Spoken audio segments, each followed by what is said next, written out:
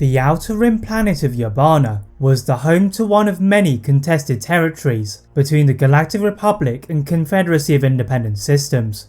Despite initially failing to gain any ground, Jedi Master Obi-Wan Kenobi and the 212th Battalion are aided by Jedi Knight Anakin Skywalker, and after completing their victory, they are met by a curious transmission reported by Admiral Yularen. Expecting to be greeted by Saw Gerrera on their return to the ship, it is in fact Anakin's old padawan Ahsoka Tano, asking for their help in capturing Maul. Soon discussing this in person with Bo Katan, they do not appear to be arriving to an agreement, when Obi-Wan reveals that Grievous had arrived on Coruscant, and the attack on Mandalore would be without the two Jedi, as they needed to rescue Palpatine. The Jedi succeeded in their rescue of the Chancellor by killing Dooku, and Ahsoka was able to temporarily apprehend Maul, but none of these victories could match the deception of Darth Sidious. So what if Ahsoka joined Anakin and Obi-Wan to rescue Palpatine? How could Ahsoka's change affect the outcome of the battles on Coruscant and Mandalore? As you're going to discover, the former Jedi Padawan will alter the course of history. As Ahsoka, Anakin and Obi-Wan stood in the hangar of the Republic destroyer, they continued to argue over the need to go after the Chancellor. The alarms around the ship were suddenly drowned out by Bo Katan, who knew that politics had taken over the Jedi Order, and asked for the Jedi to intervene after the Chancellor's rescue. Obi-Wan agreed to prevent any further delays, and they jumped into their starfighters to navigate through to the flagship of General Grievous. With the 501st Legion assisting the Jedi and Ahsoka in the Arc 170 starfighters, the trio made their way through the airspace of their home planet largely unscathed, and calmly landing in Grievous's hangar bay, they jump out of their ships and ignite their blades. The battle droids are no match for them on their way to the observation deck, where Ahsoka and the 501st Legion hid in one of the turbolifts, in the event the Jedi needed their intervention.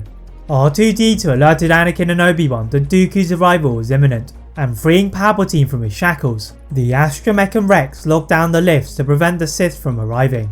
Before Dooku could cut his way out, Anakin, Obi-Wan and Palpatine joined the Republic forces in a neighbouring lift, as they ran through towards the bridge.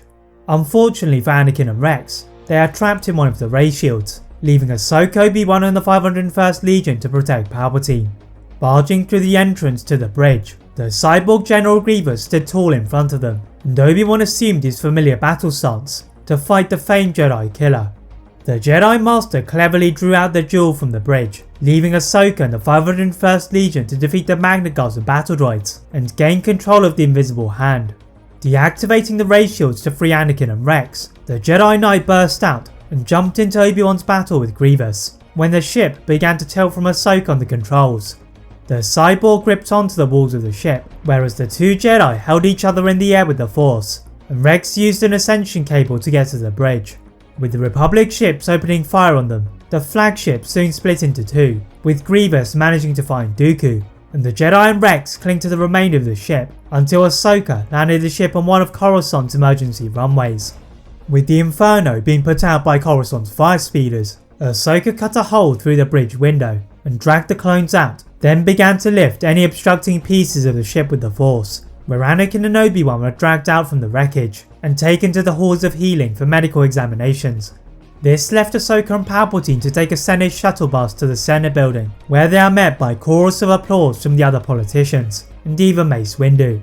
The Master of the Order asked Ahsoka to head for the Jedi Council Tower to discuss her request to help Mandalore, whilst escorting the Chancellor back into his building, and the former Jedi ran to the place she had used to call her home. Most of the Council departed for off-world missions, but Yoda was present, and given her rescue of the Chancellor, they allowed her to take Anakin and Obi-Wan to help her mission, assuming they had recovered.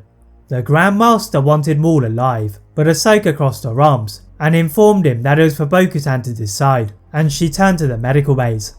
Anakin and Obi-Wan had cleared their medical tests, and walking back to the clone barracks, Anakin receives a transmission from his mentor Palpatine, asking him to go to his office. The Jedi turned to Ahsoka and Obi-Wan, and whilst he was grateful for the invitation, he explained that he had another mission, and promptly gathered the 501st Legion and the 212th Attack Battalion. Palpatine was not impressed by Anakin's rejection, and his plan to test Anakin, so he walked to his holotable and found Dooku and Grievous in one of the last remaining dreadnoughts. The Sith Lord ordered for the Separatist leaders to take the remainder of their council to the security of Mustafar, and after this mission, They would head to Mandalore to deal with an old adversary, whom Sidious could sense was beginning to cause him irritations once again. His first plan may have not gone the way he wanted, but he would not be stopped from ultimate Sith control. That is if a part 1 of What If Ahsoka joined Anakin and Obi-Wan to rescue Palpatine. If you'd like to see a part 2 soon, please like this video, turn on your notification bell, click that subscribe button on this channel, as well as on my other channel What If Films. And as always, leave a comment on what if you'd all like to see next, and how I can improve my videos. Thank you all very much for watching, and see you next time.